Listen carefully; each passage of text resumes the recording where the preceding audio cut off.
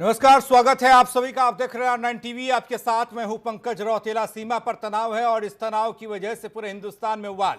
चालाक चीन को लेकर अब चौतरफा वार की तैयारी हो चुकी है।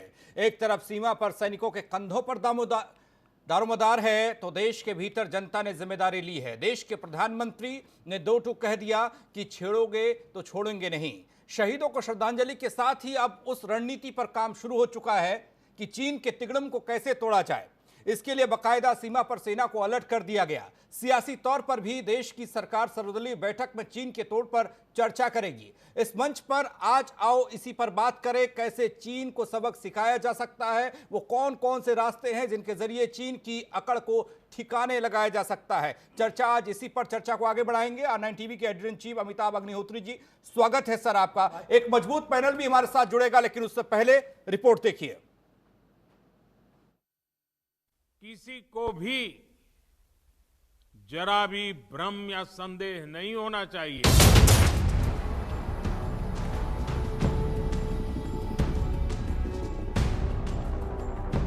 दो टूक में टका संदेश देकर प्रधानमंत्री नरेंद्र मोदी ने चालबाज ड्रैगन को चेता दिया कि हिंदुस्तान किसी भी कीमत पर देश की सुरक्षा, संप्रभुता और अखंडता के साथ में कोई समझौता कतई नहीं करेगा। जब भी समय आया है, हमने देश की अखंडता और संप्रभुता की रक्षा करने में अपनी शक्ति का प्रदर्शन किया। 15-16 जून की रात गलवान घाटी में चीन ने जो ओछी हरकत की, उसका भारी हर्जाना चीन को अपने 43 सैनिक खोकर उठाना पड़ा।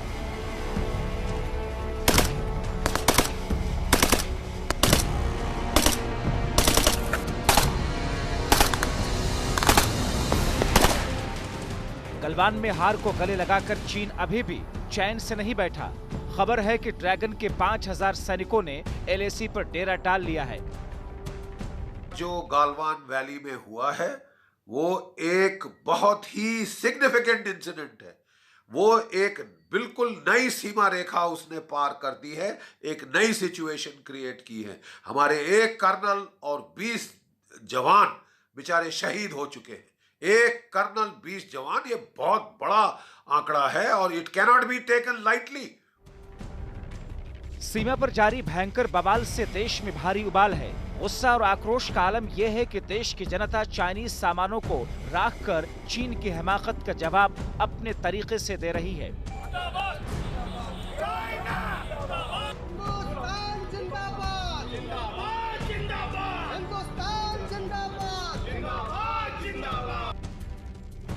ने हमारे LAC को क्रॉस किया है। भारत की सीमा में आकर के वो हमारे 20 सैनिकों को उन्होंने शहीद किया है और आज पूरे देश में इस बात के लिए आक्रोश है कि उन्होंने LAC को पार किया और बार बार वो इस तरह की हिमाकत करते हैं। लेकिन उसको याद रखना चाहिए कि 1962 और 1965 का भारत नहीं है, यह 2020 का भारत है। मोदी हमारे लीडर है और चीन को पूरा पक्का जवाब दिया जाएगा। बहरहाल ड्रैगन का घमंड खंड खंड करने के लिए एक तरफ देश में गुस्सा प्रचंड है तो दूसरी तरफ केंद्र ने चीनी हमले का मुंहतोड़ जवाब देने के लिए सेना को फ्री हैंड कर दिया है। अब वक्त आ गया है जब बाजार और बॉर्डर दोनों तरफ ड्रैगन का डंक तोड़ना जरूरी है। Bureau report, R9 TV, Uttar Pradesh, Uttarakhand. Galwan घाटी में चीन और भारतीय सैनिकों के बीच हिंसक झड़प हुई। देश ने अपने 20 जवान खो दिए। वहीं अलग अलग मीडिया रिपोर्ट्स का यह कहना है, यह दावा करना है कि भारतीय सैनिकों ने भी चीन को करारा जवाब दिया है और नुकसान चीन को भी काफी उठाना पड़ा है। लेकिन इन सब बातों से इतर ड्रैगन पर नकेल कैसे कसी जा सकती है, यह सवाल महत्वपूर्ण है। इसी पर आज चर्चा। मेहमान हमारे साथ जुड़ चुके हैं, उनसे आपका परिचय करा दूं। हीरो वाजपेयी जी, प्रवक्ता BJP, RP सिंह साहब हमारे साथ, पूर्व सेना अधिकारी। डॉक्टर उमाशंकर पांडे जी, प्रवक्ता कांग्रेस, हमारे साथ हैं। जितेंद्र त्रिपाठी हैं, पूर्व राजनयिक, हमारे साथ। मनीष गुप्ता जी, आर्थिक विश्लेषक, हमारे साथ हैं। अमिताभ अग्निहोत्री जी हमारे साथ हैं। आप सभी मेहमानों का स्वागत। अमिताभ जी, चर्चा की शुरुआत आप करें। लेकिन ड्रैगन पर नकेल कसने के लिए जो कदम उठाए जा रहे हैं, उसकी इस हरकत के बाद सीमा पर किस तरीके से आगे देखते हैं?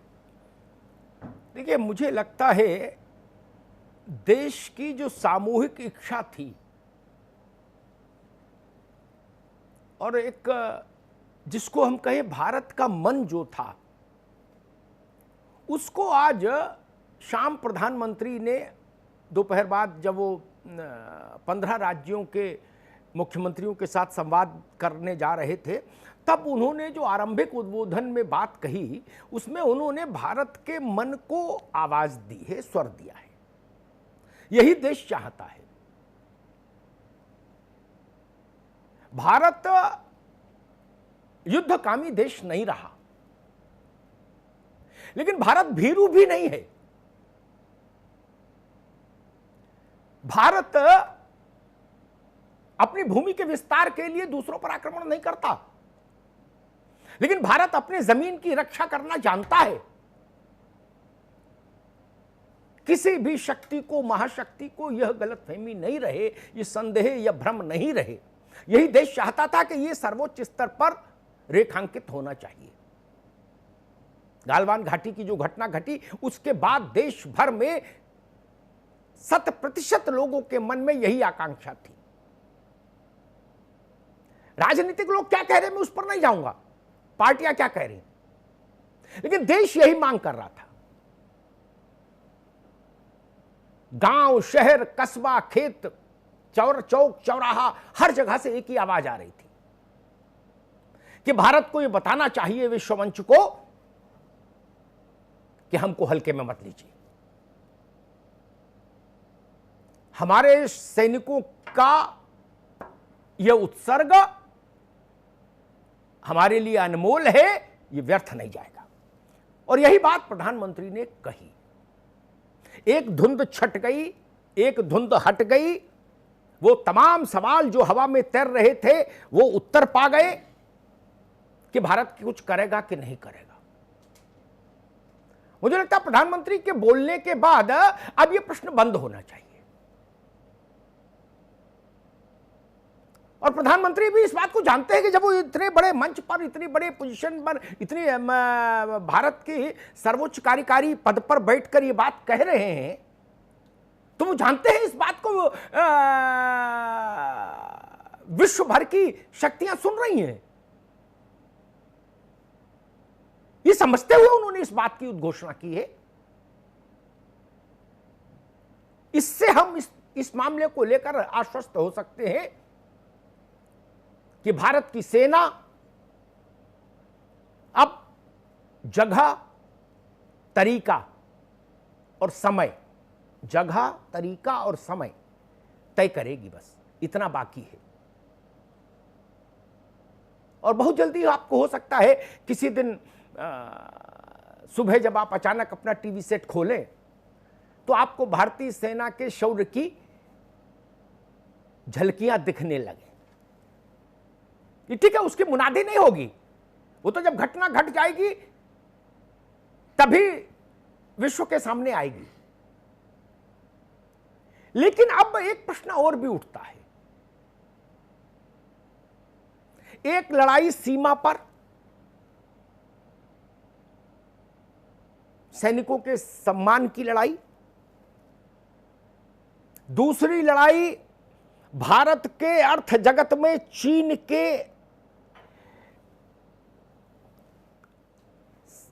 की जो भूमिका है, जो उसने बढ़त हासिल की है अपनी भूमिका को लेकर भारत के अर्थ जगत में। कई सेक्टर्स तो ऐसे हैं, ये दवाइयों का जो सेक्टर है वो पूरी तरीके से निर्भर है चीन पर। इलेक्ट्रॉनिक गुड्स का सेक्टर पूरी तरीके से लगभग चीन पर निर्भर हो गया। टेक्सटाइल का सेक्टर बड़ी सीमा तक निर्भर है। ये खिलौना, ये नेल कटर, ये पेंसिल सेल, ये घड़ी का सेल, ये जो इस टाइप की छोटे छोटा चीजों का जो सेक्टर है, ये मोर और लेस चीन पर ही निर्भर हो गया। एक ये लड़ाई है, इससे भी हमको मुक्त कराना है देश को। और तीसरी लड़ाई जो मैं देख रहा हूं वो ये, भारत में चीनी पूंजी निवेश, वो भी एक बड़ी लड़ाई है। चीनी कंपनियों को कारोबार यहां, ठेका और सरकारी, वो भी, इससे भी मुक्ति पानी होगी। यानी एक लड़ाई सेना लड़ेगी और एक लड़ाई भारत सरकार के और जनता के सामूहिक सहयोग से लड़ी जाएगी। सरकार को ऐसे रास्ते तलाशने होंगे कि भारतीय उद्यमियों को कुछ समय के लिए टैक्स में छूट देके या कुछ इंसेंटिव देके हम उस स्तर पर ले जाके खड़ा करें जहां पर चीन के उत्पाद की जरूरत नहीं पड़े, क्योंकि कॉम्पिटिटिव वर्ल्ड है। आपको लागत को भी देखना होगा। आपकी लागत ज्यादा हो जाएगी तो भी मुश्किल होगी। तो लागत को कम करने के लिए अगर सरकार को अपने टैक्सेस में छूट देनी पड़े भारत को आत्मनिर्भर बनाने के लिए, तो 5 साल के लिए वो प्रक्रिया भी अपनाई जा सकती है। हाल में एक बड़ा सरकारी ठेका एक टनल का चाइना की कंपनी को दिया गया। इस तरह के जो सरकारी ठेके हैं इन पर पुनर्विचार हो सकता है, होना चाहिए, ये निरस्त होने चाहिए। ये ठीक है कि बिना युद्ध काल के, औपचारिक युद्ध काल के चीन से सामान पर रोक लगाने का सरकारी आदेश संभव नहीं होगा। विश्व एक नई व्यवस्था में बंधा हुआ है।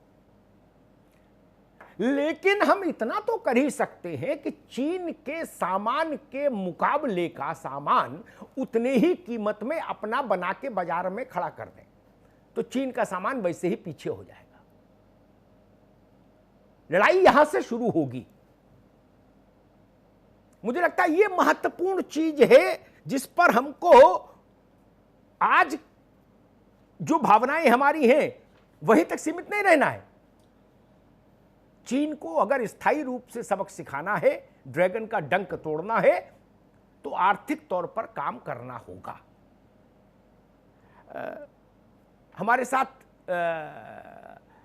एक पूर्व राजनयिक हैं, एक पूर्व सैन्य अधिकारी हैं, आर्थिक विशेषज्ञ हैं और राजनीतिक दलों के मित्र लोग हैं। मैं सबसे पहले आरपी सिंह साहब के पास चलूंगा। सिंह साहब, प्रधानमंत्री ने जो कुछ कहा उसके बाद मुझे लगता है उन तमाम सवालों का अस्तित्व खत्म हो जाता है जो भारत या भारत के बाहर से कुछ आवाजें उठ रही थी कि भारत कुछ करेगा कि नहीं करेगा। सिंह साहब, देखिए, जैसा कि अभी भारत के सेना को ये इजाज़त दी गई है कि जो चाहे वो कर सकते हैं, इसमें भारत ने पहले से ही अपनी कार्रवाई कर रखी है। जबकि आप सबको पता होना चाहिए कि जो भी इंडो चाइना का बॉर्डर होता है वो सेना नहीं मैन करती है, वहाँ पे पुलिस होती है, ITBP, Indo Tibetan border police होती है, और वो उनके पिकेटों को संभालते हैं। जो पिछले महीने से जब से ये घटना चली है, सेना को आगाह किया गया था और सेना ने इस कार्रवाई को धीरे धीरे अपने हाथों में लेना शुरू किया है जी। और उसमें यही कार्रवाई हुई थी जब उनकी मीटिंग हुई है, जो कि मीटिंग का दर्जा मेजर जनरल और लेफ्टिनेंट जनरल के लेवल तक जा चुका था। और उस मीटिंग में ये भी हुआ है कि LAC जी, जो कि एक शांतिपूर्व रेखा है जहाँ पे गोली नहीं चलती, उसके पीछे चले जाएंगे। और उस कार्रवाई के तहत जो परसों की घटना है, जो इन्फेंट्री बटालियन के कमांडिंग ऑफिसर ने जाकर के ये देखना चाहा कि ये लोग चले गए कि नहीं चले गए, उस दुर्घटना में हमारे कमांडिंग ऑफिसर और उनके 20 जवानों की शहादत हुई है।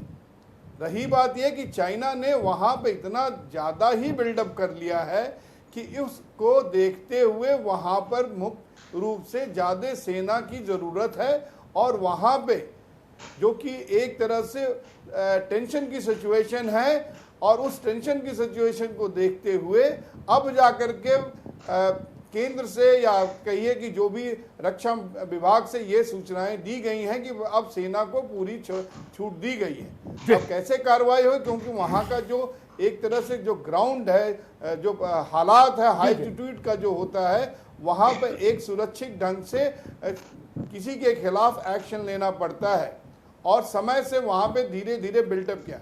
चाइना की जो एक कार्रवाई है, ये कार्रवाई बेसिकली किसी चीज को डाइवर्ट करने के लिए हुई है, जो कि नेपाल के साथ जो अभी हुआ है लिपू वैली के अंदर, जो आपके कोरोना 19 का जो प्रॉब्लम है, और जो आर्थिक रूप से भारत ने जो सड़क बनाई है, इसके वजह से चाइना ने ये वहां पे ज्यादा से ज्यादा बिल्डअप किया है। अफसोस की बात यह है कि इस बिल्डअप का जो है, ठीक है आरपी सिंह जी आएंगे आपके पास दोबारा, बाकी मेहमानों को भी बहस में ले आओ। रिपोर्ट है जी ठीक है आरपी सिंह साहब, अभी रोक लूंगा, बाकी मेहमानों को बहस में ले आओ, फिर आपके पास आता हूं। बौखलाहट के कारण करे चाइना या मौसम में गर्मी ज्यादा है इसके कारण करे, इससे कोई फर्क नहीं पड़ता भारत पर। छठे साठ्यम समाचारेत, चाइना को बौखलाहट है, कोरोना से डील नहीं कर पाए वहां की सरकार, इसलिए लोगों को डाइवर्ट करने के लिए कर रही। इस तर्क से भारत का क्या लेना देना?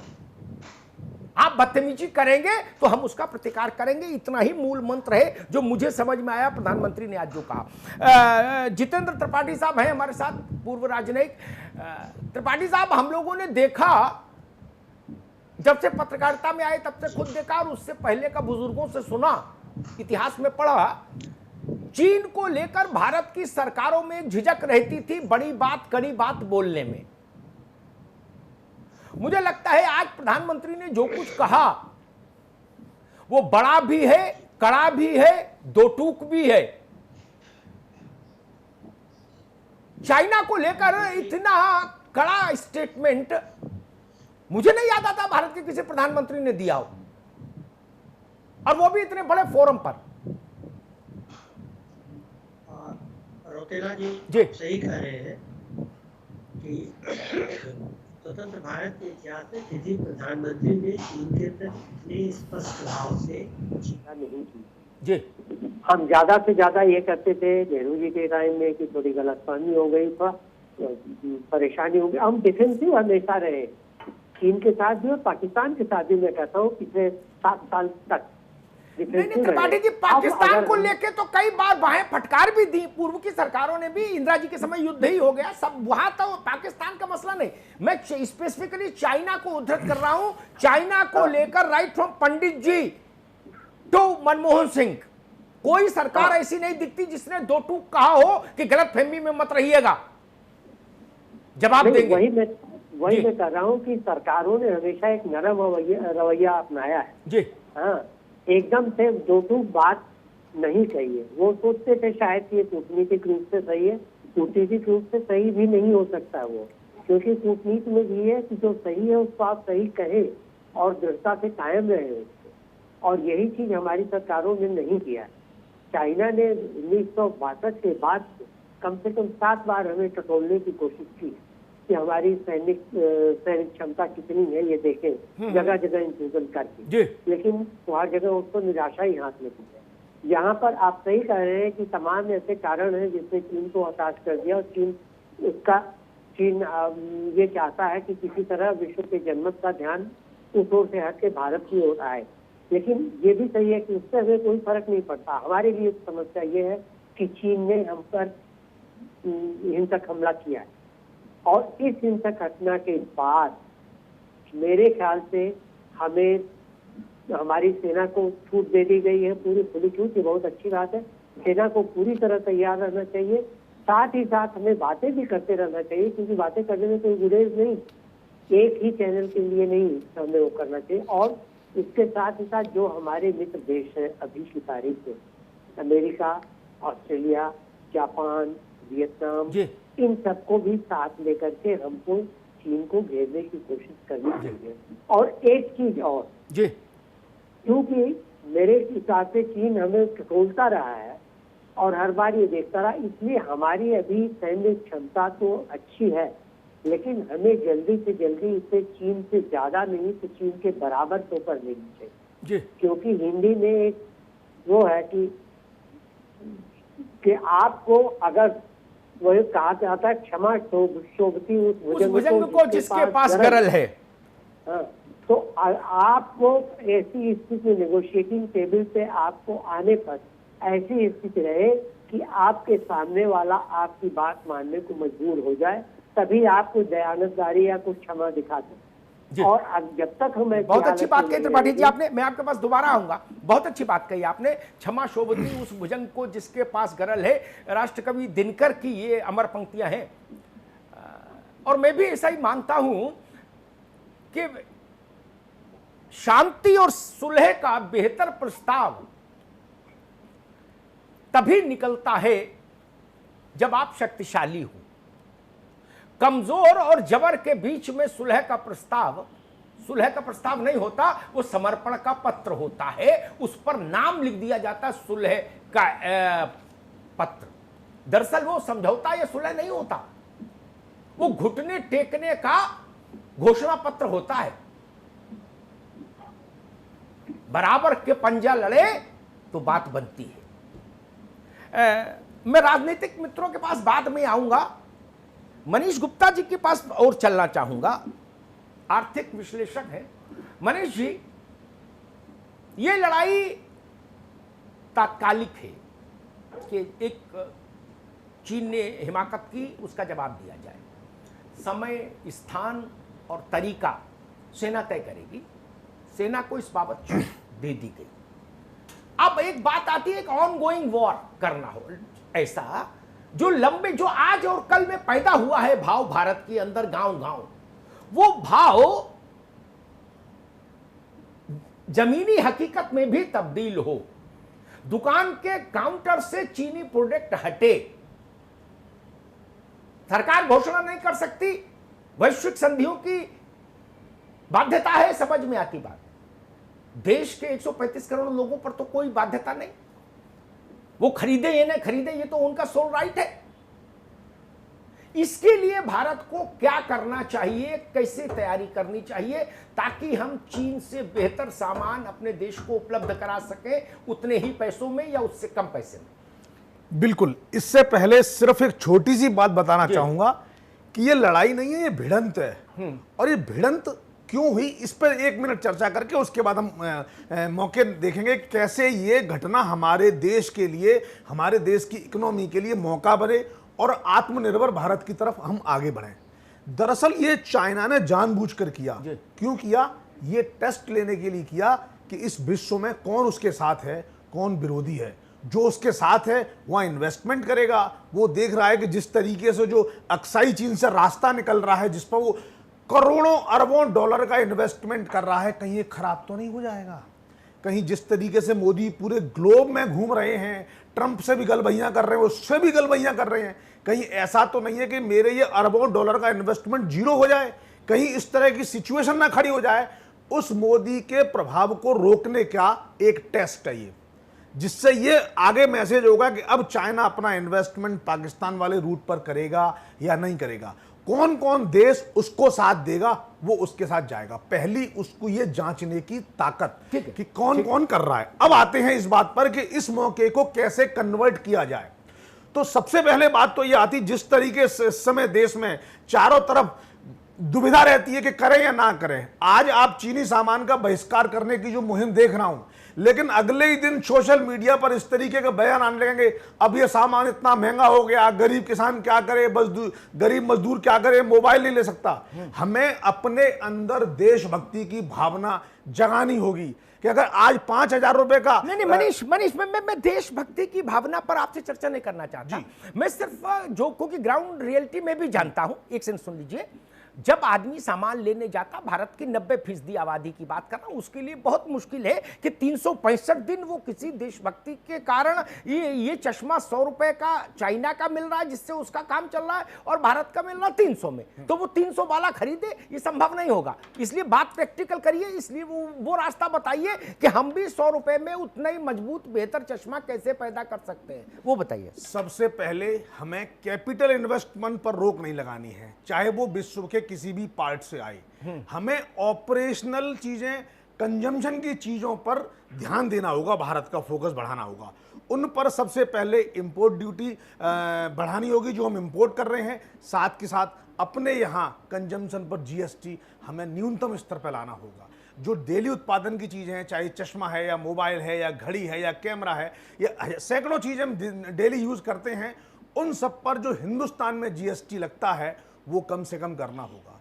जिन चीज़ों पर हमें लगता है कि चाइना स्पेशली डंपिंग बेनिफिट देता है, वहाँ के एक्सपोर्टर को जो सब्सिडी देता है, उन पर हमें ध्यान देते हुए उन पर हमें एंटी डंपिंग ड्यूटी लगानी होगी। जैसे ही हम एंटी डंपिंग ड्यूटी लगाएंगे, हमारे यहाँ का कुटीर उद्योग और हमारे यहाँ के छोटे एमएसएमई के जो व्यापारी हैं वो प्रोडक्शन करें तो चाइना के माल से कॉम्पिटिट कर पाएं। भले ही क्वालिटी में एट पार ना आ पाएं, लेकिन कम से कम प्राइस तो बराबर का हो। देखिए, एक पैटर्न में चेंज ये आया है कि एक जमाना था कि हम जापानी अच्छी क्वालिटी की चीज खरीदते थे, उसके बदले में सस्ती चीनी चीज से बाजार हमारा पट गया। वापस हमें अच्छी क्वालिटी के निर्माण पर भी ध्यान देना होगा। उसके लिए भारत की सरकार को देश के एंटरप्रेन्योर्स को लोन देना होगा, सब्सिडी देनी होगी और आवश्यकता पड़े तो आधी कीमत पर, तिहाई कीमत पर मशीनें भेजनी होंगी, जिनमें सरकार की पार्टनरशिप हो। PPP model, private partnership model, सरकार की हिस्सेदारी इतनी है, निजी हिस्सेदारी इतनी है, और सस्ते सामान का निर्माण की प्रक्रिया शुरू हो, उन पर जीएसटी ना भी हो तो चलेगा जी। तो सबसे पहली बात कम जीएसटी, दूसरी बात इंपोर्ट ड्यूटी। अब तीसरी और सबसे महत्वपूर्ण बात जिससे आज इस समय नोटबंदी के बाद से आज तक हमारा देश जूझ रहा है, वह नकदी की कमी, वर्किंग कैपिटल की कमी। जहां एक तरफ हमारे बैंकों ने ये पैटर्न रखा कि बड़े लोगों को लगातार बड़े लोन दिए, हमें एक कैप बनाकर छोटे व्यापारियों को उनको जरूरत के मुताबिक लोन देना होगा। उन पर सिक्योरिटी ना रहे, लेकिन उन पर कंट्रोल बनाना होगा। उन पर इस तरीके से डिजिटल और ऑटोमेटिक कंट्रोल रहे कि वो बेईमानी ना कर पाए, लेकिन हर जरूरत के लिए वो सरकारी मुंह ना देखते रहें, बैंकों का मुंह ना देखते रह जाएं।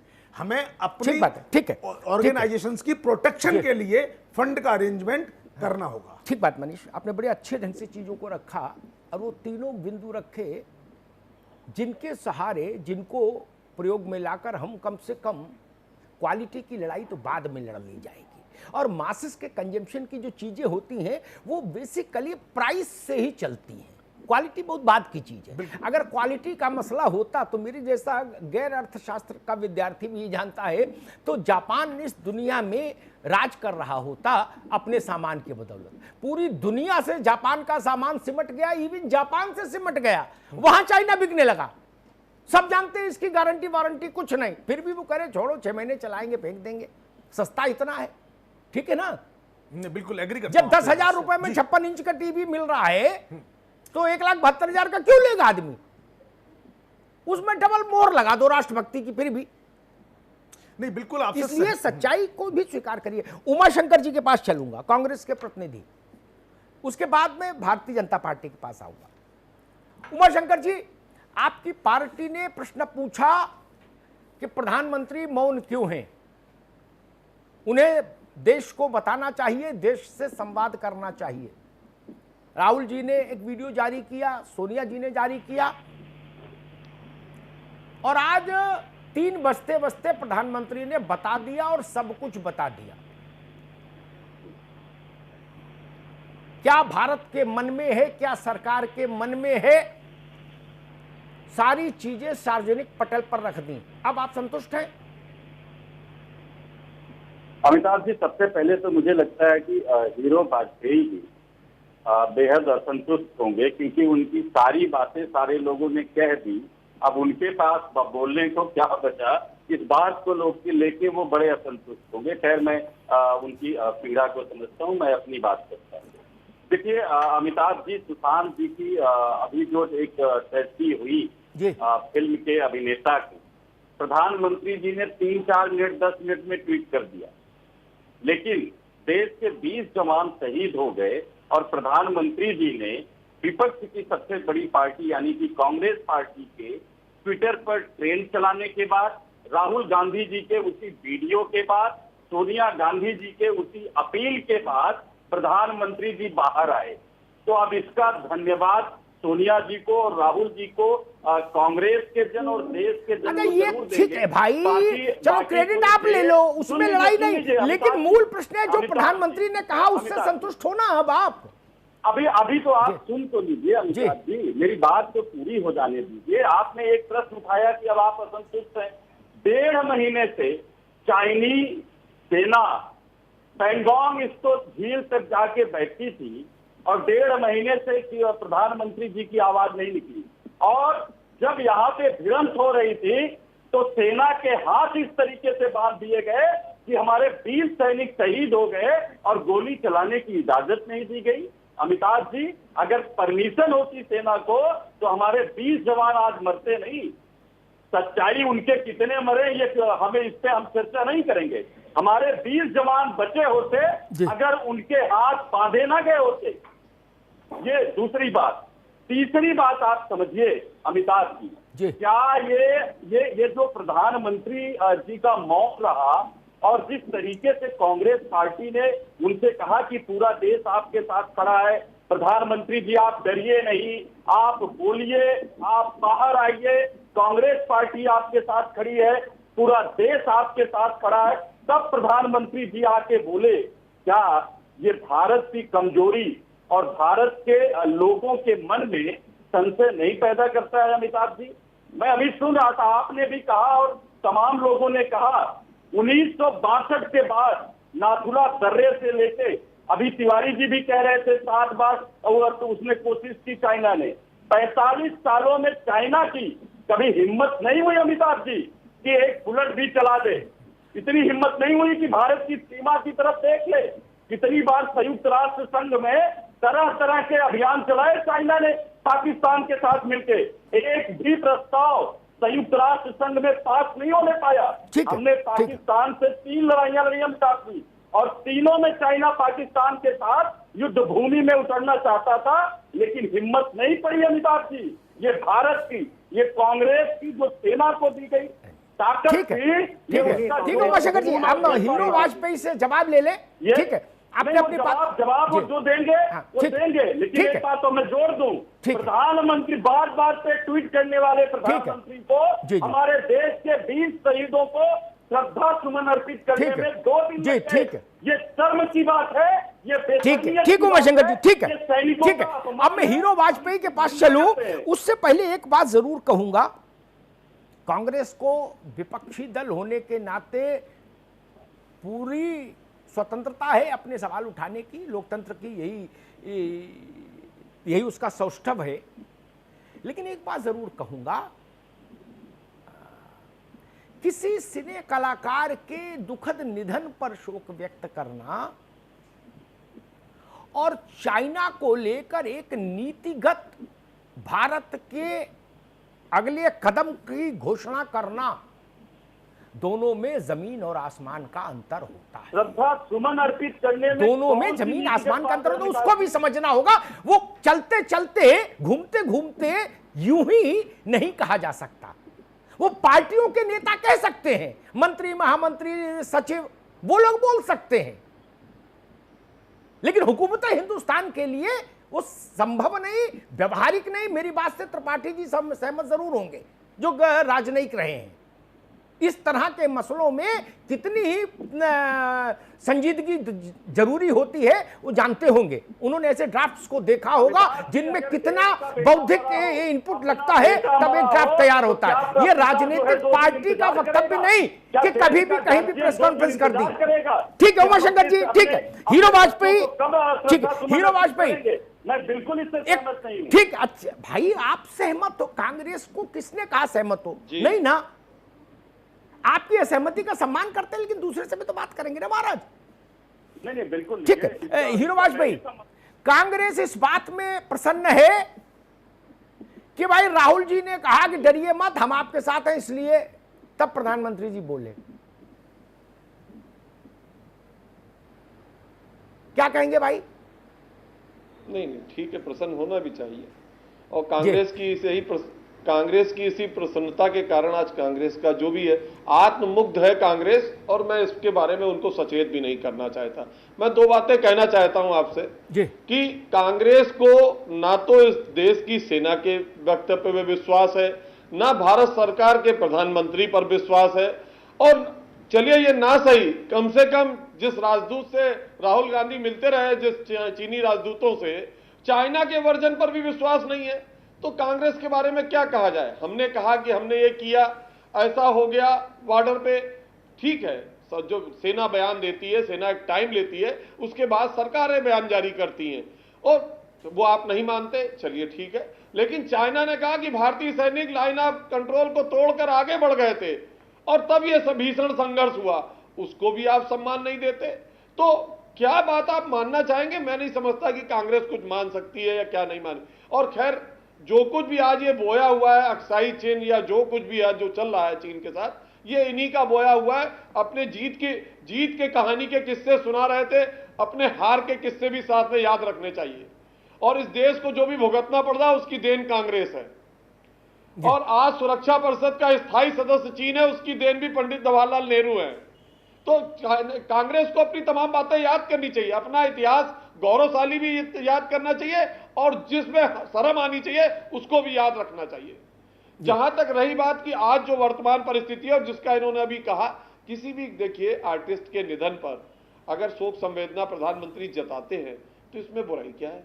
ट्वीट कर, और ये कहते हैं कि ट्वीट नहीं किया। सेना के हमारे जवान जो वहां जिनकी शहादतें हुई हैं, देखिए सभी को चिंता है उन परिवारों के मामले में जिन्होंने हमारी सीमाओं की सुरक्षा की, उनके बारे। लेकिन प्रधानमंत्री तभी आएंगे जब सेना का बयान जारी हो जाएगा, सरकार की एक नीति तय हो जाएगी, जो एक पूरी कमेटी है वो बैठेगी 5 मंत्रियों की, जो प्रधानमंत्री के साथ गृह मंत्री, विदेश मंत्री, रक्षा मंत्री और वित्त मंत्री सब होते हैं। जब ये बैठते हैं तब उसके बाद एक नीति तय होती है, नीति के बाद प्रधानमंत्री आते हैं। और प्रधानमंत्री ने जितने बड़े फोरम पर कहा और जिन शब्दों का प्रयोग किया, आज तक इतिहास में किसी प्रधानमंत्री ने चीन के बारे में ऐसे कड़े शब्द नहीं अपनाए।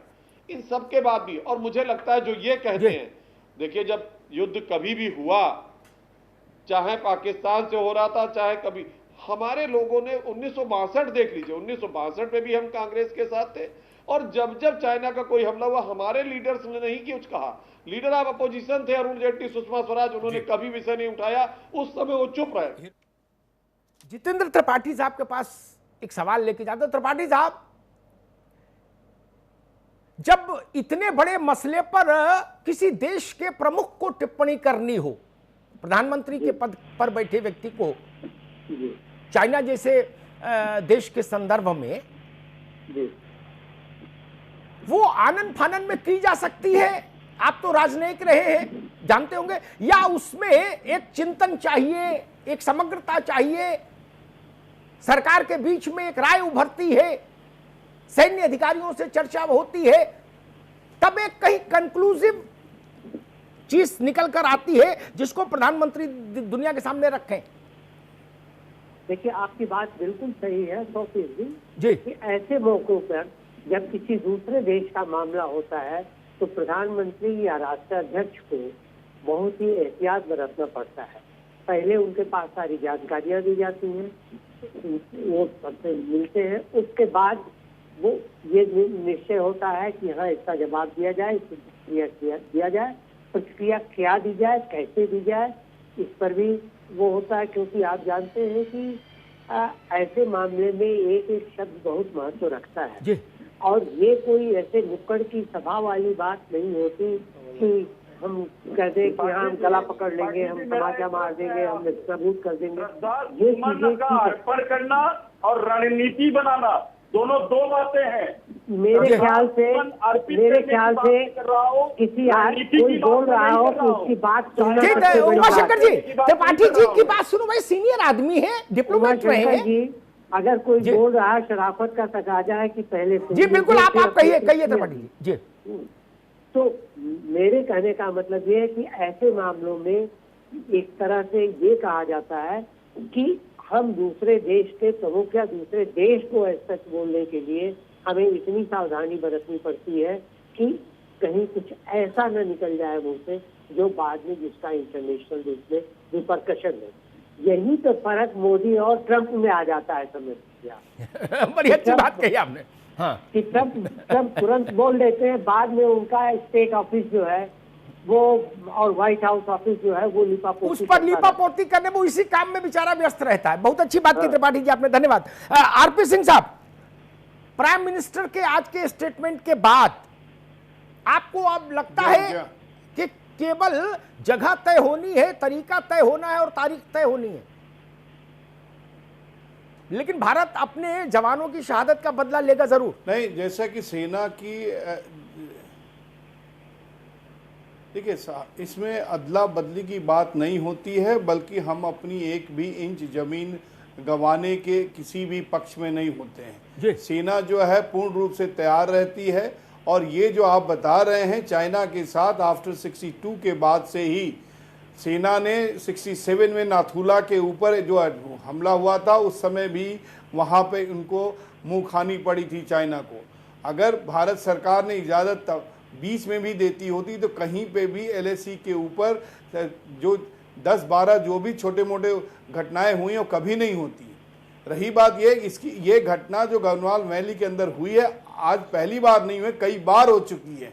वहाँ पे ITBP के जवान होते हैं, पोस्ट होती हैं, और जो दोनों राष्ट्रों के बीच में समझौता है कि ये इस पे गोली नहीं चली, क्योंकि इसको इसीलिए LAC बोलते हैं, न कि लाइन ऑफ कंट्रोल, LOC नहीं बोलते हैं। LOC केवल पाकिस्तान के साथ है, न कि चाइना के साथ है। जहाँ पे गोली चलती सेना पूरी कंट्रोल में है LOC पे, LAC पे सेना कंट्रोल पे नहीं है, ITBP है। इसके बारे में आपको पूर्ण जानकारी होगी। रही बात आज की डेट में जब जनरल VK सिंह थे 2010, 11, 12 में चीफ ऑफ आर्मी स्टाफ, जो कि आज के मंत्री में हैं, उन्होंने एक स्ट्राइक कोर खड़ी कर, माउंटेन स्ट्राइक कोर, जो कि वर्ल्ड की मानी हुई है, क्योंकि सबसे हाईएस्ट पॉइंट वर्ल्ड का जो है लड़ाई का क्षेत्र भारत और चाइना के साथ ही लगा हुआ है। चाइना सियाचिन भी वही है, उससे लगा हुआ यह जगह है। और उन्होंने उस स्ट्राइक कोर को जिसका नंबर 17 नंबर दिया गया, खड़ी की गई, लेकिन बाद में धीरे धीरे उसके अंदर शिथिलता लाई गई और जो हमारे इक्विपमेंट और हथियारों की कमी थी उसको पूरा करने के लिए सरकार ने पूरा सहयोग दिया है। आज वो कोर खड़ी है और कहीं भी चाइना के साथ किसी भी जगह पे जाकर के स्ट्राइक कर सकती है। जी ठीक बात, ये ठीक है, अगर दी बड़ी गई है, महत्वपूर्ण जानकारी आपने दिया है, जी इसका ठीक है। इल्जाम चाइना को भुगतना मैं मनीष गुप्ता के पास एक बार फिर लौटूंगा। मनीष गुप्ता, सेना अपना काम करेगी, सरकार अपना काम करेगी सीमा के मोर्चे पर। बॉर्डर और बाजार मेरे लिए दोनों ही महत्वपूर्ण है। चाइना से अगर निपटना है, पाकिस्तान से निपटना है तो केवल बॉर्डर का मसला है, चाइना से निपटना है तो बॉर्डर से बड़ा मसला बाजार का है। वहां ना LOC है, ना LAC है, ना आर्मी है, ना तोप है, ना गोला है। वहां तो सामान से सामान की लड़ाई है। वो कैसे जीते, एक बार 2-3 पॉइंट कोई आप और बताना चाहते हो तो वो देश के सामने रखिए। तो देखिए, सबसे फॉरमोस्ट इंपॉर्टेंट क्या है, जैसे हम दुश्मन से लड़ने के लिए तैयारी करते हैं, हमने रफाइल खरीदा, हमने बोफोर्स खरीदे, हमने कितने फाइटर प्लेन खरीदे, लाखों करोड़ों डॉलर का इन्वेस्टमेंट कर दिया। तो और उस आक्रमण से बड़ा आक्रमण यह है जिसमें देश पिस रहा है, तो हमें यहां भी तो लाखों करोड़ों खर्च करने की जरूरत है। हम इस पार्ट को क्यों कमजोर और खुला छोड़ देते हैं? हमें क्यों नहीं मैन्युफैक्चरिंग के लिए अच्छी मशीनें प्रोवाइड की जाती जिन पर सरकार किराए पर दे और रॉयल्टी ले? ऐसी कोई व्यवस्था क्यों नहीं कर दी जाती कि मैन्युफैक्चरिंग फोर्स लगातार सस्ती चीजें बनाए, अच्छी चीजें बनाए और देश की जरूरतों को पूरा करे? चाइना का हमसे जो व्यापार घाटा है, अगर वो घाटा घटने लगे, चाइना घुटनों पर आ जाएगा।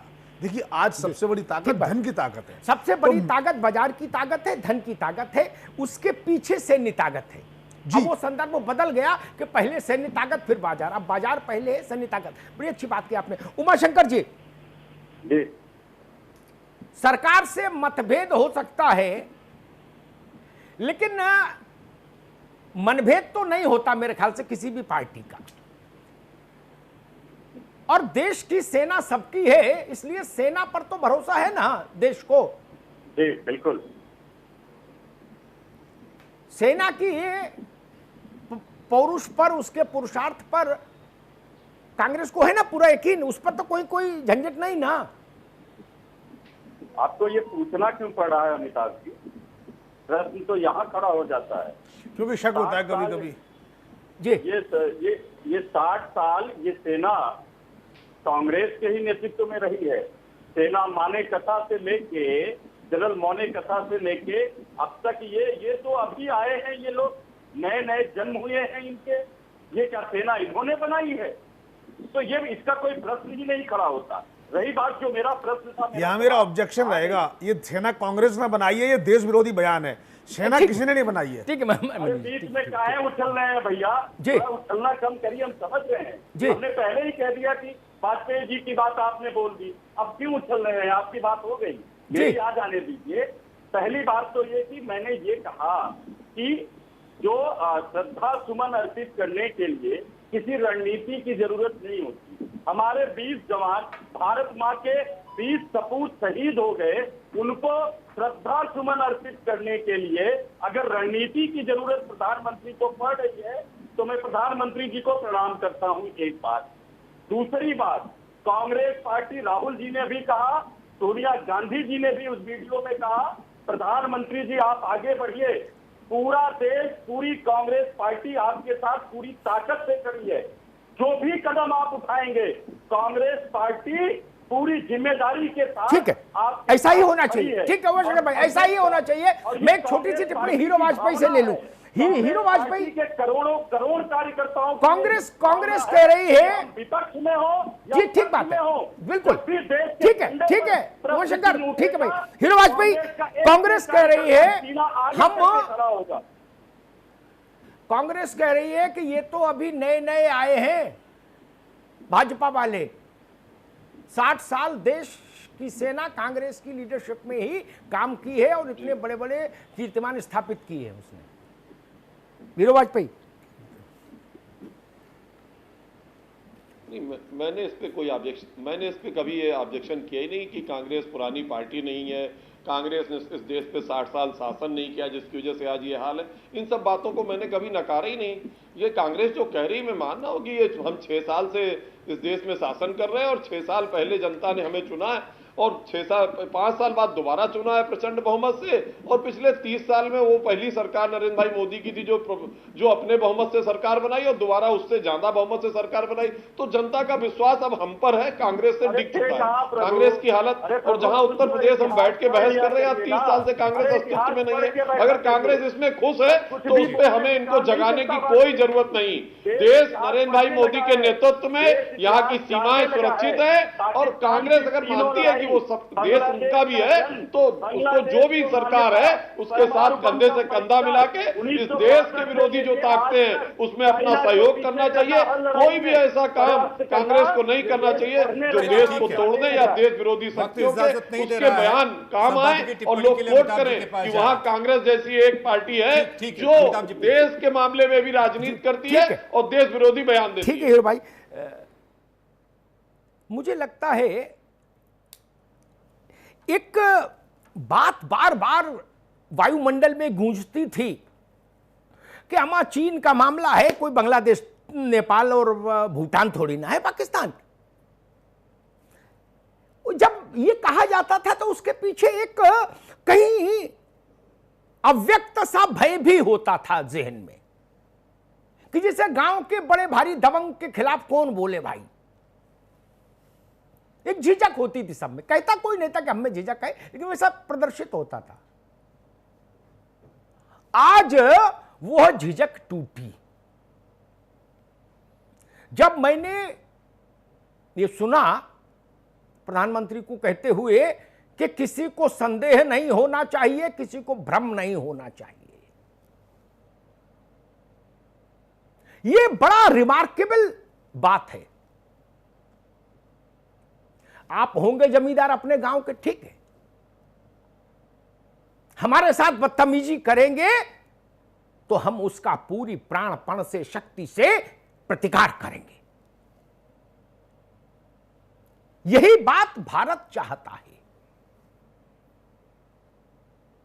और सबसे अच्छी बात तब होती है जब देश जो चाह रहा हो उसको देश का कार्यकारी प्रमुख आवाज स्वर दे अपना। ये सरकार किसकी? देश की। सरकार का मत क्या होना चाहिए? जो लोक का मत हो, जो लोक मत हो वही सरकार का मत होता है। पार्टियों के मत अलहदा हो सकते हैं, उससे क्या फर्क पड़ता है? पार्टियों का देश नहीं, देश की सरकार है। सरकार का मत वही होना चाहिए जो राष्ट्र का मत हो। जैसा मैं शुरुआत में कह रहा था, मैं फिर उसी बात को दोहराता हूं। किसी गांव चले जाइए, किसी खेत पर खड़े हो जाइए, किसी मेड़ पर खड़े हो जाइए, किसी चौक चौराहे पर पूछ लीजिए, जो जिजीविषा भारत के अंदर कुलबुला रही थी उसको आवाज मिलनी चाहिए थी, और प्रधानमंत्री ही उसका माध्यम हो सकते थे, उन्हीं का कंठ माध्यम हो सकता है। भारत की आवाज को विश्व को सुनाने के लिए प्रधानमंत्री का कंठ ही एकमात्र कंठ होता है। जैसे अमेरिका की आवाज विश्व को बताने के लिए वहां के राष्ट्रपति का कंठ होता है, हमारे यहां प्रधानमंत्री का कंठ है। वो राष्ट्र के पुरुषार्थ को इससे बल मिलता है। सेना के शौर्य पर, साहस पर, पराक्रम पर कभी कोई शक नहीं रहा। और इस देश के जितने इंस्टीट्यूशंस हैं उनमें सबसे ज्यादा समांतरित अगर कोई संस्थान है जिसका सबसे ज्यादा हृदय की अतल गहराइयों से सम्मान इस देश का शिक्षित और अशिक्षित दोनों तरह का व्यक्ति करता है, वो है सेना, जिसको गांव में हमारे यहां लोग कहते फौज। उस फौज के प्रति कहीं कोई विवाद है ही नहीं। पार्टियां अपने अपने ढंग से चलें अलग बात है, लेकिन देश का मन हमेशा श्रद्धा से झुका रहता है सेना के समक्ष। इस देश ने उन कुर्बानी देने वालों को सबसे ऊपर स्थान दिया अपने हृदय में, जिन्होंने आजाद देश की सीमा पर अपने प्राण उत्सर्ग किए।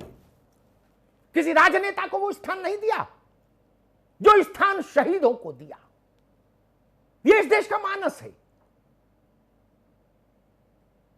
आज वही भाव है, और इसी भाव में एक हर चुनौती अवसर लेकर आती है। जो एक प्रसिद्ध उक्ति है, उसी के आधार पर मैं ये देख पा रहा हूं कि आज जो जोश, जो क्षोभ, जो चाइना के उत्पादों के विरुद्ध जो भाव भारत के चौराहे चौराहे पर मुझे दिखा है, मैं कामना करूंगा ये भाव और आगे बढ़े। जी, भारत अपना बाजार खड़ा करे। जरूरत नहीं कि हम आपकी लकीर छोटी करने के लिए कैंची लेके पीछे पीछे भागें। हम आपसे बड़ी लकीर खींच देंगे, भाई अपना सामान अपने घर रखो। कोई व्यापारी क्यों मंगाएगा सामान अगर उसका सामान बिकना बंद हो जाएगा चाइना से? चाइना से आने वाला सामान अगर ग्राहक नहीं खरीदेगा मोहल्ले में, तो मोहल्ले का पंसारी वो सामान क्यों लाएगा? किराना वाला नहीं लाएगा। इतनी सी बात है। इसके लिए किसी कोर कमेटी की जरूरत नहीं, किसी सैन्य ऑपरेशन की जरूरत नहीं, किसी डिप्लोमेटिक एफर्ट की जरूरत नहीं। ये तो गांव गांव लड़ा जाने वाला मसला है। और ठीक कह रहे थे मनीष, ये बात मैं सरकार से कहूंगा, अगर आप अपने देश के उत्पादों को खड़ा करना चाहते हैं तो कुछ समय के लिए नियम उदार करिए। जी, आउट ऑफ द वे जाकर, अगर आप out of the box solution चाहते हैं चाइना की समस्या का, तो आउट ऑफ द वे जाकर मदद कीजिए भारत के उद्योगों की, भारत के लघु उद्योगों की। हां ठीक है, आप बहुत बड़े काम में चाइना का पैसा भी लगे, विश्व के किसी देश का लगे, वहां तक बात में ज्यादा समस्या नहीं आती। समस्या तब आती है जब आप किसी देश को पंगु कर देते हैं। जैसे दवा के सेक्टर में 88% निर्भरता चाइना पर, यानी चाइना वो सब रॉ मटेरियल देना बंद कर दे तो आपको गोली मिलना मुश्किल हो जाए। भगवान का नाम लीजिए, ऐसी परिस्थिति कैसे पैदा हो गई इस देश में? और जो लोग इस परिस्थिति को पैदा करने के लिए जिम्मेदार हैं, उन पर भी लानत भेजो। मैं तो कोरोना के संकट काल में जान पाया ये तथ्य। 88% निर्भरता चाइना पर दवा को लेकर। क्या शर्मनाक बात नहीं है? ऐसे लड़ेंगे चाइना से हम, एक झटके में निर्भरता खत्म भी नहीं होगी, यह भी जान लीजिए। बहुत ज्यादा आशावादी में मत हो जाइएगा अचानक से जी। इस निर्भरता को तोड़ने में एक पंचवर्षीय योजना पूरी लग जाएगी, तब हम जाके सीधे खड़े होंगे। लेकिन उसकी शुरुआत आज से करनी होगी, कल से करनी होगी, अभी से करनी होगी। धन्यवाद। हीरो वाजपेयी जी, आरपी सिंह साहब, डॉक्टर उमाशंकर जी, जितेंद्र त्रिपाठी जी, मनीष गुप्ता जी, अमिताभ जी, बहुत बहुत शुक्रिया आपका। ड्रैगन का डंक तोड़ने के लिए बॉर्डर पर जवान तो देश में आवाम। जी हाँ, यही तरीका है चीन को सबक सिखाने का। इस खास कार्यक्रम में फिलहाल इतना ही। बाकी खबरों के लिए आप बने रहिए R9 टीवी के साथ, सिर्फ खबर के लिए।